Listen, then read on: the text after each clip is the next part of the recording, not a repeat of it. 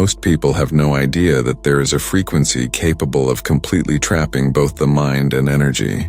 And here's the surprising part: it's not fear, it's not anger, and it's shame.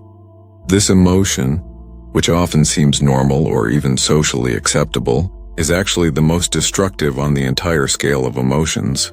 Vibrating in shame means being stuck at 20 hertz, the lowest point of human consciousness, where dreams are silenced before they can even take form. It may sound counterintuitive, but think about it. How many times have you stopped yourself from acting, speaking, or showing up because you felt you weren't good enough? This isn't just a psychological sensation, it's energetic. Shame locks your brain, alters your body, and completely blocks your vibrational frequency. It's like trying to drive with the handbrake pulled. You push the pedal, but you never move forward. And that's why so many people remain stagnant for years, not understanding why. The shocking truth is that shame doesn't come from within. It's been planted by external systems like family, society, culture, as a tool of control. From childhood, you're taught that mistakes deserve humiliation, that being different is wrong, and that standing out is dangerous. This conditioning keeps you trapped in low vibration, obedient to invisible rules that were never truly yours. And the price is high: the loss of authenticity and the blocking of your mental and emotional potential. Now imagine the possibility of shifting that frequency. If shame is just a state, then it can be changed.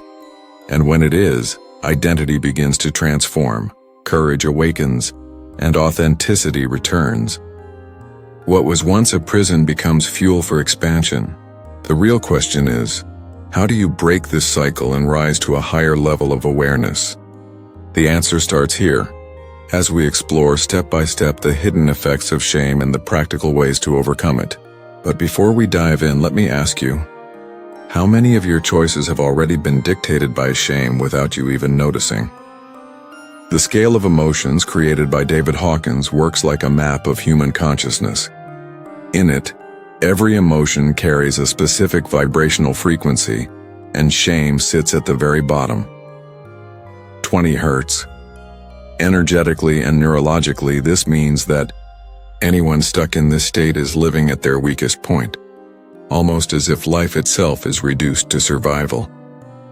It's the level where a person feels they are not enough, don't deserve to be here, and where their very identity seems like a mistake. Vibrating at 20 hertz is like trying to run while dragging a heavy weight. The mind operates in constant self-protection mode, always alert, always fearing judgment. In this state, the brain releases stress hormones like cortisol, which reinforce the sense of inadequacy even more. The result is a cycle. Negative thoughts fuel heavy emotions, and those emotions feed the same negative thoughts again and again. From a practical perspective, it's as if the person's energy field shuts down.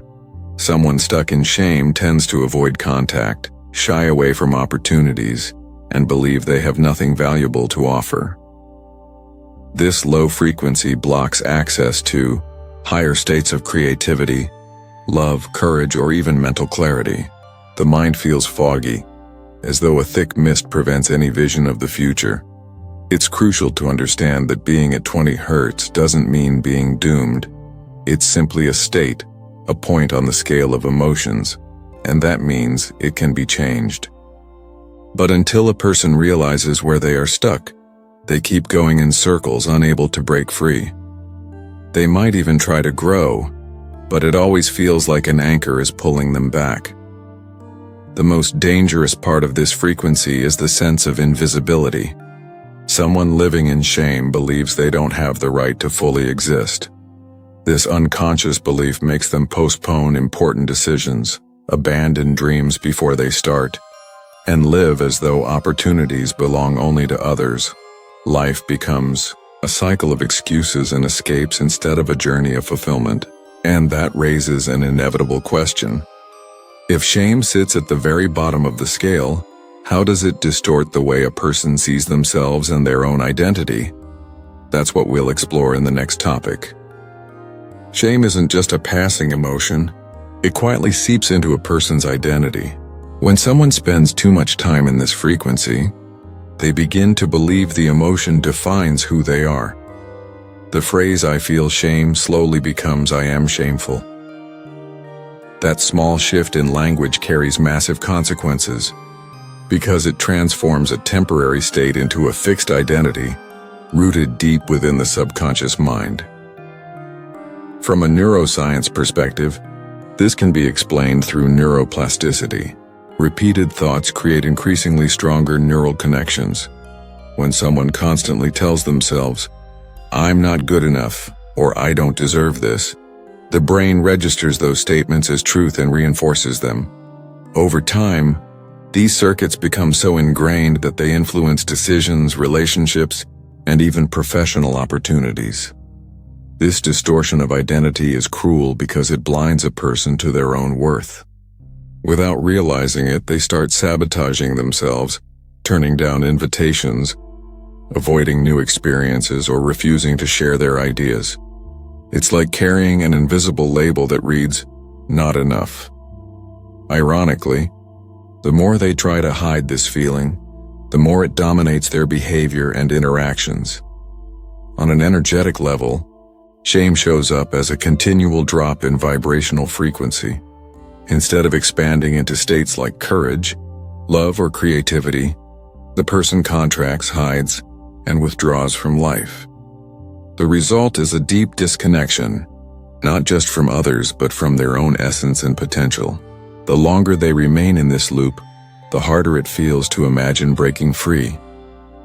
A practical example is when someone avoids leading a project at work or speaking in front of a group, not because they lack ability, but because they believe ridicule is inevitable.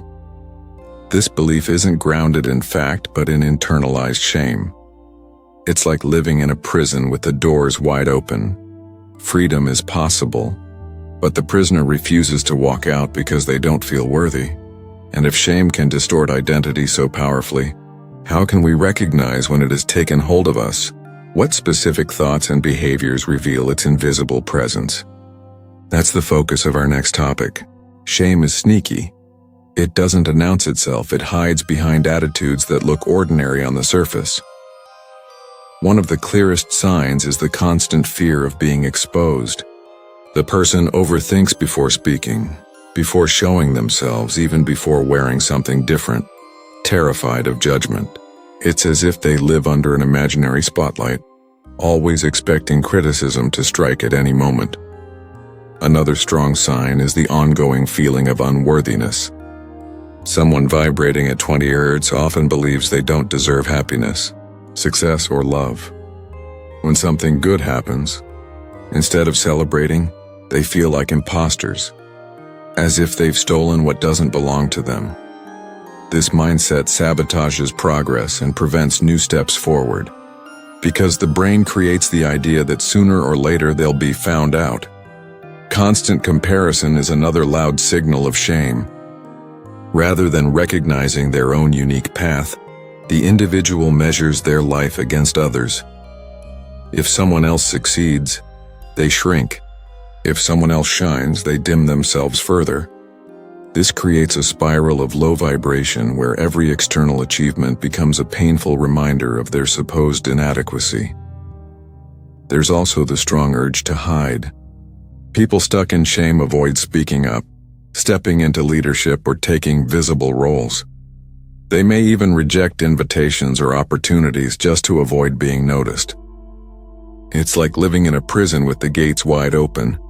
Freedom is right there, but they won't walk through it because shame convinces them they can't. And then there are the subtle daily habits. Saying sorry excessively, even when nothing was their fault.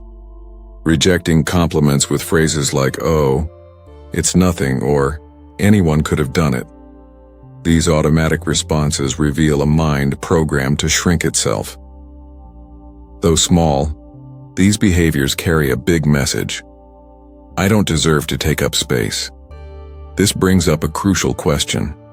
If these signs are so present in daily life, where do they actually come from? Who benefits from making us believe we're not enough? The answer lies in how shame has long been used as a tool of social control. And that's exactly what we'll uncover next. Shame doesn't always originate from within. It's often planted by external systems that know exactly how to use it for control. From childhood, we're taught to link mistakes with humiliation. At school, the child who gets an answer wrong in front of the class is mocked. At home, the child who doesn't meet expectations is compared to a better sibling or cousin. These moments may seem small, but they create mental programming that locks people into low vibrational states. Religious institutions have also leveraged this mechanism for centuries. The concept of sin, guilt, and eternal punishment is a classic example of how shame has been used to control large groups of people. Instead of lifting individuals into higher awareness, these narratives kept them obedient, convinced they were only worthy if they blindly followed external rules. The effect was clear: personal power weakened, replaced by compliance born out of low-frequency shame. Modern society applies the same principle, though in subtler ways. Social media and cultural norms reinforce comparison and inadequacy daily. The unspoken message is, if you don't have the perfect body, career, or lifestyle, you should feel ashamed. This endless stream of images and expectations produces people who are perpetually dissatisfied, disconnected from their own identity, and easy to manipulate as consumers seeking validation. From a psychological standpoint, this creates devastating consequences. People internalize the idea that flaws must be hidden, and so they construct false personas to please others. Shame becomes an invisible leash. It prevents growth even when external conditions are safe. The system works so effectively that individuals believe their choices are free, when in reality, they are shaped by conditioning. The impact isn't just personal, it spreads across society as a whole. Populations vibrating in shame rarely question authority, innovate, or rebel against injustice. Instead, they remain in a state of widespread apathy, afraid to make mistakes, afraid to stand out, afraid to be different. In this sense, shame becomes more powerful than brute force, because it controls from the inside out, without visible chains. But if shame has been such an effective tool of control for so long, the real question is, can the game be reversed? Is it possible to turn this dense energy into courage, authenticity, and growth? The next topic reveals how. Shame may sit at the very bottom of the emotional scale, but that doesn't mean it's a permanent sentence. It's just a state, and states can be changed. The first step is realizing that shame is not identity, it's programming. To break the cycle, you have to learn to see yourself differently and challenge the limiting beliefs that fuel the sense of inadequacy. This begins with awareness, noticing which thoughts keep repeating and asking if they truly represent reality. One powerful practice is affirmations that reprogram the subconscious. Instead of repeating, "I'm not enough," a person can affirm, "I am worthy of living my purpose. My presence matters. I accept myself fully." When practiced daily, these statements carve out new neural pathways and begin to raise vibrational frequency. This isn't magic, it's neuroplasticity. The brain adapts to what is consistently fed to it with emotion and repetition. Meditation is another effective way to transmute shame. In stillness, it becomes easier to distinguish the voice of shame from the voice of truth. Just a few minutes of conscious breathing each day, focusing on the heart and cultivating gratitude, creates coherence between heart and brain. This coherence acts like an energetic reset, breaking the grip of low vibration and opening space for courage and authenticity to emerge. Writing can also be transformative.